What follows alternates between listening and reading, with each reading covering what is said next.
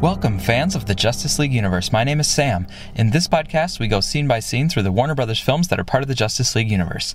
In this episode, we're going to talk about scene 15 of Wonder Woman, which is Diana and Steve's exit from Themyscira and Diana's final conversation with her mother, Hippolyta. This analysis was written by myself, with Alessandro Maniscalco, Rebecca Johnson, and Sydney. You can find us on Twitter, at OttenSam, at Raverin, at DerbyKid, and at WonderSid. You can also follow the show at JLU Podcast. In our last episode, we saw Diana grab her lasso, shield, sword, and at the end of the scene, she saw the Wonder Woman costume. Now we cut back to the infirmary, the setting of scene 13. We get to see a bit more of the magical water, this time in bottles to light up the cave. And Steve Trevor seems to be trying to figure out where on Earth he is, but the magic on the island seems to be interfering with his compass. This gives a bit of credence to the idea that it was the island's magic that caused his plane to go down, but we still don't know for certain if that's what happened, or if the Germans shot him down. The music, with Wonder Woman's rhythm, that started at the sight of the costume, builds and builds until it climaxes right when Diana's feet step firmly onto the rocks in front of Steve. The way it was filmed and edited, I don't feel like this was especially startling for the audience, and I don't know if it was supposed to be startling, but didn't come across that way to me. But Steve acts startled at the sudden appearance of Diana. She is physically standing over him on higher ground, which matches with the fact that she's about to offer him a deal, and she has more of the leverage, so he is going to gladly take the deal. First, Steve collects himself, and then releases the tension from the startling appearance by commenting, "Nice outfit." It's a nice bit of humor, and he's kind of teasing her about the outfit, but if he was being sarcastic or teasing, she kind of brushes it right off or ignores it, and that continues the dynamics between the two of them, because she just says, "Thank you," ignoring any hint of sarcasm that might have been coming from Steve, if it was even there at all. And we still don't get to see the iconic costume very clearly. We will get some more glimpses of it in London, but it is, of course, being saved for the big trench scene and No Man's Land, where we'll have the big reveal of the costume. But for now, the costume is being covered by a heavy, dark cloak, which was a part of the original concept art for Wonder Woman, and a version of the cloak was even seen in a BVS Blu-ray featurette. For Wonder Woman, director Patty Jenkins said that she wanted all of the Amazonian outfits to be practical. She called the Amazons a practical people overall. And with the cloak, they designed it as practical because it provides warmth, which would make sense as they are about to head out on the ocean. Speaking of the costume, although we don't get to see the Wonder Woman costume in full, we do want to make a couple comments while we're still here on Themyscira. In the comic books, the classic George Perez run involved Diana being given the Wonder Woman costume as a reward for passing the Flashing Thunder test, which is when she deflected bullets from a gun. In that comic story, the costume is referred to as warrior garb. In the film, the costume designer, Lindy Hemming, Hemming, by the way, is a great name for a costume designer. It's a good fit for that profession, just like Tim Duncan is a great name for a basketball player, or Thomas Crapper is a great name for the man who popularized indoor plumbing in England. The word crap, by the way, had been used in England long before Thomas Crapper was born, but the word actually took off in America after World War I, and it was partially spurred on at that point by Thomas Crapper's branding of his plumbing in early 20th century England. So that's a nice connection to the World War I setting. But anyway, Lindy Hemming made a new version of Wonder Woman's costume based largely on Wilkinson's original design from BVS. But Hemmings is a bit more comfortable and lightweight for Gal Gadot because she had to do a lot more action in this film than she did in BVS. For this reason, Hemming also designed a few different types of boots so that Gal could wear things that worked in the different sorts of terrain. The costume is not only lighter in weight, but it's also brighter in color, which kind of makes sense here in Wonder Woman because it was just taken off of the display. Whereas in BVS, the costume has been through World War I and who knows what else throughout the 20th century. And it may have been in storage too, all of which could lead to a slight dulling of the colors. One thing about the costume that we forgot to mention in scene 14 is that the costume was being held in the tower by a stylized eagle. They don't give us a great look at the eagle in the film, but you can see it in the behind-the-scenes photos or in the featurettes. The two wings of the eagle are outstretched and they join together above the eagle's back, and that makes the kind of oval where the costume is sitting. And the eagle is a traditional symbol of Zeus, and so the filmmakers were probably alluding to Diana's divine origin. But longtime Wonder Woman fans may be disappointed that it's still the male god being connected to Diana and her costume, rather than more the female goddesses, as was the case in the original comic books. But moving on, the key thing we get from Diana and Steve is a bargain which will propel them into the next scene and into the rest of the plot of the movie. Diana says, "I will show you the way off the island, and you will take me to Ares." From her higher position of power, she doesn't actually even phrase it as an offer for bargaining. She just says matter-of-factly that this is what will happen. I will do this, you will do that. Steve, though, looking up at her, says, "Deal," as if it was kind of an offer for negotiation. So it's basically a very short or kind of non-existent negotiation. Steve is just good to go, says deal. And that also kind of shows that he doesn't really believe her and her ideas about Ares. Because if he did, he would probably want to ask some more questions or clarify those things about Ares. But he may not even know what she's talking about at all about Ares, or he just doesn't believe her, so he's happy to make any kind of deal that's going to get him off the island. There's an immediate cut from Steve's agreement to them riding horseback in the night. So the momentum of the story is propelled forward right away from their deal into them enacting their deal. As we've said before, it is probably some flow like this and very explicit connections where one scene leads right into the next that people are responding to when they say that the flow and pace was really good for this movie. And speaking of moving the action of the story forward, Wayne Buck from YouTube pointed out a nice little parallel here between the characters. Wayne noticed that both characters move the action of the story forward by stealing something. Steve stole Dr. Poison's notebook, and Diana stole her battle gear and stuff from the guarded tower. So that is a nice connection between the two. So Diana leads Steve down toward the docks, and we don't know exactly how far this is from the city center, but it's probably a bit of a distance because they had to ride on horseback. Diana's on a black horse, while Steve has a white one that really stands out in the nighttime lighting. The horseback riding is also a setup for the scene later in the movie when Diana rides to face Ludendorff. But here, they head down to the dock where there's a small sailboat tied down. We don't get a great look at the boat, but Steve seems disappointed, either at the condition of the boat or maybe just because it's a sailboat and as an old-school means of conveyance. He says, "I'm leaving in that?" Diana corrects him, "We are." This is the continuation of a thread that will occur many other times in the movie. Steve, and men in general, often overlooking Diana or assuming that she must remain behind rather than being part of the action. During the battle on the beach, Steve told Diana to stay back behind the rock, but Diana eventually came out and joined the fight anyway.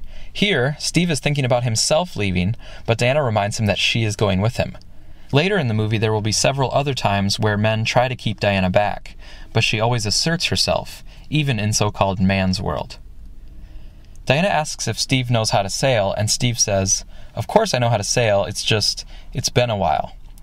We read this moment as a man not wanting to look incompetent in front of a woman, where their ego will lead men to say things like, "Sure, I can do that." Although later we do see that Steve does decently well with sailing. So the other dynamic in this moment is not just the men's ego thing, but it's more so maybe that Steve is looking down on these older technologies of the Amazons. He is from the modern world with planes and automobiles and steamboats. They don't regularly need to use wind power to sail anymore. But as we'll see when we get to smoky, dirty, loud London, there are definitely some trade-offs in joining the modern world. So Steve shouldn't so quickly look down upon Amazon's ways of doing things. They have a lot of advantages and are more closely tied to nature in a lot of ways. As Diana and Steve get to the boat, the sound of off-screen hooves draws their attention and they see Hippolyta and a group of Amazons approaching on horseback. Of course, it's Hippolyta, because she is always conveniently there like an all-knowing mother. She caught young Diana out of the air. She rode up on the secret training with Antiope. She rode up on the beach just moments after Steve and Diana got there, and now she comes right up here in the night, probably clued in by the tower guards who eventually must have realized that there was a break-in. We get close-ups of Diana and Hippolyta, letting us know that we're going to get an emotional scene as the culmination of the protectiveness story arc. Earlier, Diana told Steve that her mother would not allow her to go, so Steve already knows enough to put his head down and step onto the boat, leaving the mother and daughter to their conversation. Similar to what happened with Antiope's death on the beach, it is a positive characteristic that Steve senses when it is appropriate to step aside and not be the center of attention. So with Antiope's death on the beach, he stepped aside and let them have their moment, and here he steps onto the boat to let Diana and Hippolyta have their moment. Diana walks forward toward camera, and the waves are gently rolling in the background, giving this scene a really nice setting and a kind of nice emotional feel. And Diana, on her face, you can tell that she knows this is going to be a tough conversation, but she musters some conviction and says, "I'm going, mother. I cannot stand by while innocent lives are lost. If no one else will defend the world from Ares, then I must." I think this is a really good bit of acting from Godot because it really comes across that she's not fully confident. She's trying to put on a face of confidence. And she's expressing herself clearly, but even as she's talking, she's also worried about how her mother will react. Not only because Hippolyta is protective, so that might lead to a negative reaction, but also Diana is kind of getting a little dig in at her mother by saying, if no one else is going to do this, I will have to do it. So she's kind of even prodding her mom and saying, like, you're not coming to help, so I have to. Diana finishes her line with, I have to go. But then, instead of confrontation, Hippolyta actually responds with, I know. So right away, the scene is maybe not going in exactly the direction that we expected it to. It's still going to be an emotional scene, but it's not going to be a big fight. Hippolyta has known for years that her daughter was destined for this moment, but she had nevertheless been trying to avoid it. Hippolyta continues, or at least I know I cannot stop you. So this shows that Hippolyta is still not fully supportive of Diana leaving and seeking Ares, but she does realize that they've reached a point where Diana can make her own choices, and where the daughter can step out from the protectiveness of the mother. Diana is trying to process this because she expected Hippolyta to try to stop them from leaving. Her whole life, Diana's mother has been overprotective and has limited Diana's freedom in various ways, so this is a clear change. But it will give Diana the opportunity to go out and make her own mark on the world. The trade-off, of course, is that making that mark comes with a great risk. Hippolyta gets down off her horse and approaches Diana. Even though Hippolyta has already revealed that Diana is going to win the argument, she is going to be able to leave the island, Hippolyta still wants to make some final points as they part. Hippolyta says there is so much that Diana still doesn't understand. So even though Diana has some new freedom, she does not yet have the wisdom of her elders. But Diana says, I understand enough. Of course, people who don't fully understand something are not actually in a good position to say whether they understand enough or not enough. I often have this thought when I see people criticizing Batman v Superman online, and they say, oh yeah, I understood it, I just didn't like it.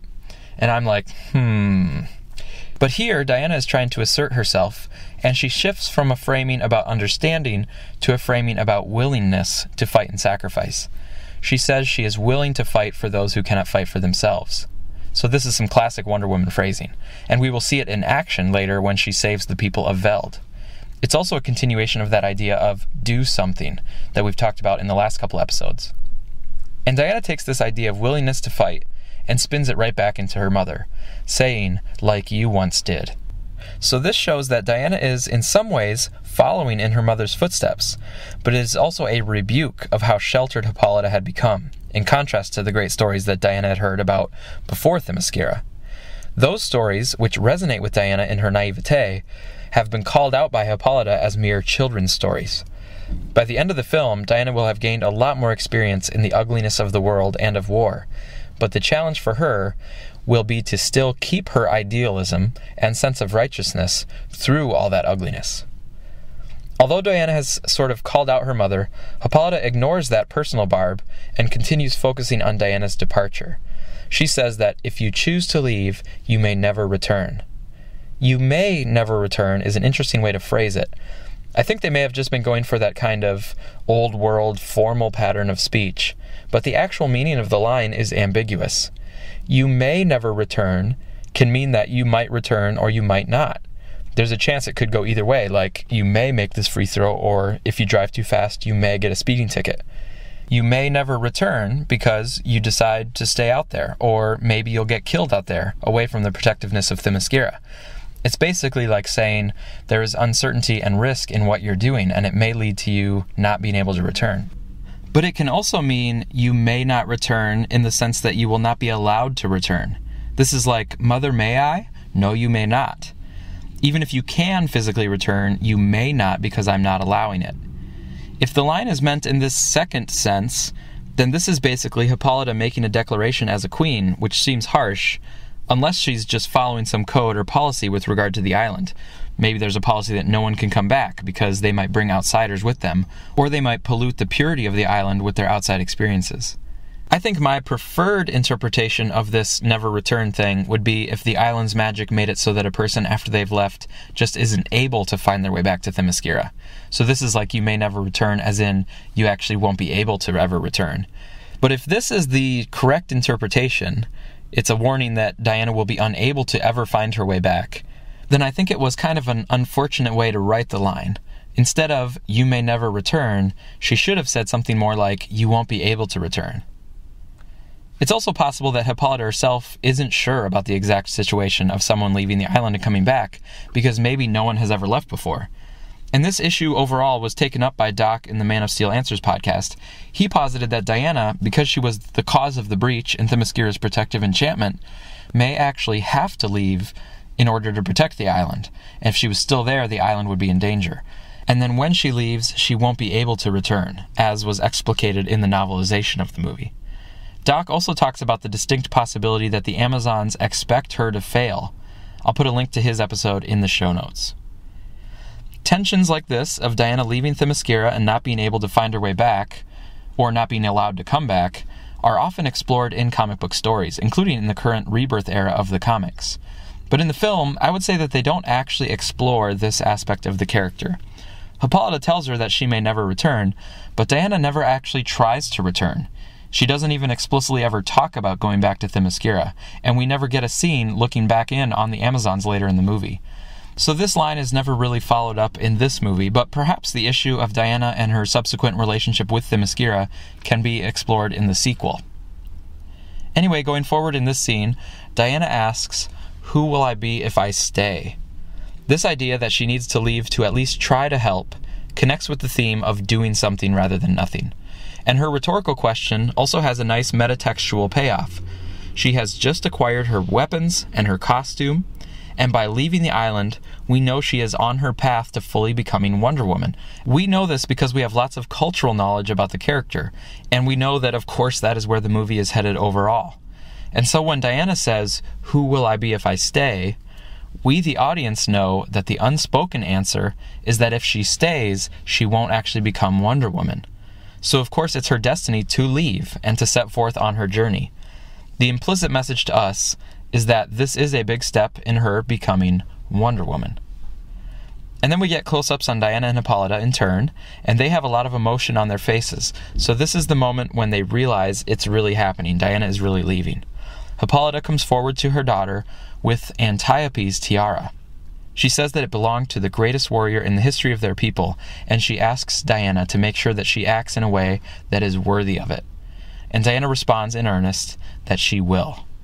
They both know how much this tiara means, and it means a lot for the audience too, because we spent a good part of Act 1 getting to know Antiope, and we have a lot of respect for her.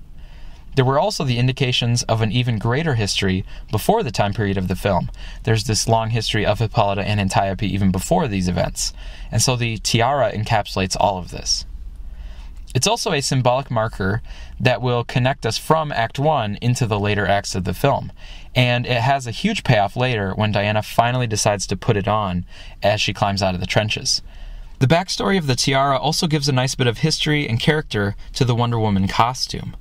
Every time we see it, whether it be later in this film or in Justice League, we know the personal and emotional importance of that tiara. From this perspective, it was a very smart decision by the architects of the DCEU to imbue meaning into these superhero costumes that could otherwise just be cheesy. And the filmmakers did a really good job of this sort of thing in Man of Steel as well, where Superman's costume wasn't just a silly pair of spandex that he puts on when he's flying. It is actually a meaningful gift from his Kryptonian father. And when Superman wears it, he is embodying the ideals that Jor-El had for a better future and an ideal for mankind. And it's a way for Clark to stay connected to his Kryptonian roots. So it has all of that meaning when we see that costume. For the tiara in particular, it also connects with the theme in Wonder Woman of legacy. We mentioned this before with Steve's watch being handed down from his father, and now we have Antiope's tiara being handed down to Diana. There's also the legacy of Hippolyta as the Amazonian warrior and savior of the past, now going to Diana as the Amazonian warrior who will save the world in the future. Diana is also a legacy of the gods, in the sense that she was created as a way for Zeus to pass along a means for defeating Ares. And the movie also starts and ends with the legacy of the Oddfellows group and the photograph that Bruce recovers for Diana. Moving forward in the scene, we come to a moment of great synergy between the writing and the directing. By giving the tiara to Diana and actually placing it physically on her head, this brings Hippolyta right up close to Diana, and it brings her hands right up to either side of her face. This is a loving and intimate gesture, and this physical blocking is paired with an intimate line. "You have been my greatest love." This, of course, has been very clear from the beginning that Hippolyta has great love for her daughter, and it's understandable that that love sometimes takes the form of overprotectiveness. And then Hippolyta's hands are sort of briskly pulled away, and paired with this motion we have the shift in tone with the line, "Today you are my greatest sorrow." It's a great pairing of action with dialogue, and it really brings the complexity of this moment home for the viewer. Of course, love between a mother and a daughter, and between anyone really, is a complex phenomenon. When you love someone deeply, you are opening yourself up to the risk of losing them. And even if people swear to each other, "I'll never leave you," or "You'll never lose me," part of us knows that there's always that risk of profound love turning into profound sorrow. And this lesson about the complexities of love is yet another thing that Diana will learn as she gains all these experiences throughout the movie. Her mother has already learned this lesson, but by the end, Diana will also find out in a very personal way what it is like to love someone and then lose them, turning the love into sorrow. So in that sense, this moment is one of many foreshadowings of Steve's death. The final exchange here between Hippolyta and Diana is another important thread that is strung throughout the movie. Hippolyta tells Diana to be careful in the world of men, and then she says, "They do not deserve you." This idea of deservedness will come up many times. We covered it a bit in our initial themes and character arc episode, and we'll cover it most closely when it culminates in Ares' final monologue about what Dr. Poison and all of mankind deserve. But right now we just need to point out the language of deserves, and to note that in this case, it's from the perspective of a mother. She thinks the world of her daughter, and she is sad to have to give her up to the world. It's similar to the common joke about parents saying that no one is good enough to date my daughter. Parents can actually feel that way, especially when Hippolyta knows the innocence and pure heart of her daughter, and knows that the world of men is a corrupt and ugly place. She is rightly worried about what it will do to her daughter. But Hippolyta knows she can't stop Diana, and she also knows there is a bit of a higher moral obligation here. Just as Hippolyta eventually admitted that Diana needed to train so that she could protect herself, so too she must eventually allow Diana to go into the world, because she was ultimately created to be a protector of the world. But we repeat that the sorrow of giving her over to the world is very understandable, especially for a mother. It's like in Man of Steel, when Lara was reluctant to send her child away, even though the planet Krypton was about to be destroyed. There's a strong bond there that takes great courage and conviction to relinquish. And in Batman v Superman, we can see a similar thing with Martha Kent, who does not like the way that the world is treating her son, and she admits that she never really wanted the world to have him anyway. I think Martha and Hippolyta would have a lot in common in that regard. Diana exits the scene toward camera, and we can see some powerful emotions on her face, not only leaving her mother, but also leaving the home, the only home that she's ever known. Patty Jenkins, in the art and making of the film book, said that she wanted to capture the emotion of a daughter leaving the nest. Quote, "What each of us goes through in our own separation from childhood," end quote.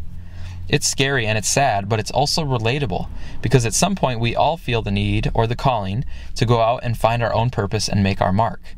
The tower scene and this scene together really bring home the idea of Diana as a fledgling leaving the nest. And that is definitely one of the important layers of this film, the fledgling leaving the nest. And as we go forward, we'll see her learning to spread her wings and fly, or at least hover. We'll get to that debate later. But in this scene, it really continues the emotionally grounded vision that Patty Jenkins had for the movie, and that resonated so well with audiences. A lot of the emotion, especially from this first act on Themyscira, comes from parent-child relationships. There was the rambunctious little girl at the beginning, the bedtime routine, the overprotectiveness, the frustrations when a child doesn't listen, the daughter wanting approval from the mother, and then the daughter stepping up and becoming her own person, and the mother realizing that she's not going to be able to stop her. And as we talked about for scene 12, Patty Jenkins, in the art and making of the film book again, she described the story of this film overall as the story of a naive daughter who has to gain experience and learn what her mother already knows. Scene 15 here ends with Diana and Steve departing on the boat, and we see Themyscira disappear back behind the mist of the protective barrier. There's a nice swell in the music, and during the final part of the scene, the Diana Amazon musical theme comes in, with the A to E and A to G intervals. The final beat of the scene is a quick moment back on shore. Penelope asks Hippolyta if she should have told her. It's intentionally vague in terms of what she should have told her, but Hippolyta explains why she still kept Diana in the dark about her true nature. She explains, "The more she knows, the sooner he'll find her." So this little tag on the scene keeps the mystery alive for the audience. We know that it's some sort of mystery about Diana's true nature, and it also involves Ares, who's trying to find Diana, or who would at least like to try to find her if he could. So in this sense, Hippolyta is still trying to protect her daughter by keeping her in the dark. Before, Hippolyta thought the less powerful Diana was, the harder it would be for him to find her. Now she thinks the less Diana knows, the harder it will be for him to find her. So Hippolyta at times has restricted both Diana's strength and her knowledge. And as we'll see in a few minutes, it's kind of all for naught, basically, because as it turns out, it wasn't all that hard for Ares to find Diana, because Steve and Diana unwittingly walk right into him. And actually, Diana wanted to find Ares, so that's going to be pretty tough to keep him away. But to give Hippolyta some credit, she was right earlier on, because it did seem like Diana's bracelet blast played a part in the island being found. And that bracelet blast wouldn't have happened if Diana wasn't training. So a little bit of credit there to Hippolyta. But anyway, our final thought here is that we noticed Hippolyta says, "the sooner he'll find her." So she's suggesting that it basically is inevitable that Ares will find Diana eventually. And this also means that Hippolyta really does believe, like Antiope did, that Ares is still alive. So as Diana leaves the island, she can be expected to face some challenges from men, but also from a god. This is the end of Act 1, and in our next episode on Wonder Woman, we'll pick up with Act 2, as Diana has now left Themyscira and won't return. Speaking of act structure in film, our listener Michael Schinke has a great blog post about the structure of Man of Steel. He explains that it isn't a typical 3-act film, and instead has 9 distinct acts that form 2 halves of the movie. The first half is about discovery, and the second half is about invasion. It's available on Michael's blog, and we'll put a link in the show notes. But as for Wonder Woman, we're actually going to take some time off for the next few weeks so that we can focus on Justice League. But then eventually we'll be back to continue with Scene 16 as Diana and Steve get to know each other a bit more on the boat. And many people have pointed out that the sailboat scene is great character development because the scene is given space to breathe and the interactions let us see how the two characters are getting to know each other. And all of that is true, but we also wanted to point out that, although it's more subtle, Diana and Steve have actually already established quite a bit of a relationship in Act 1. Diana saved Steve, and they had a very memorable and impactful moment in meeting each other. They fought side by side in a life-or-death situation. Diana heard and empathized with the heartfelt and genuine testimony of Steve. They had the infirmary conversation where they learned a little bit about each other's background, and they showed mutual respect and thankfulness to one another. Diana connected with Steve's words that inspired her as she was seeking to do something to help the world and to expand her horizons. And then at the end of Act 1, they entered into a mutually beneficial arrangement for Diana to take Steve off the island and Steve taking Diana to the war. So there's already a rich foundation there for their relationship. And in the next scene, they will keep building on that. And really, it keeps building all the way to the final moments of the film. But that's it for now. Check out the Suicide Squad cast and the Man of Steel Answers podcast for more DC-related content, and we'll pull our whole JLU podcast team together to dig into Justice League. We have a preparatory episode coming this week, and then we'll start our analysis of Justice League Sunday or Monday. We hope you all enjoy that movie, and several of us are actually going to see the early fan screening in just a few hours. We won't be giving away any spoilers, but if you pester me or Sydney or Rebecca over the next few days on Twitter, you might be able to get a general reaction out of us early. And as always, thanks so much for listening.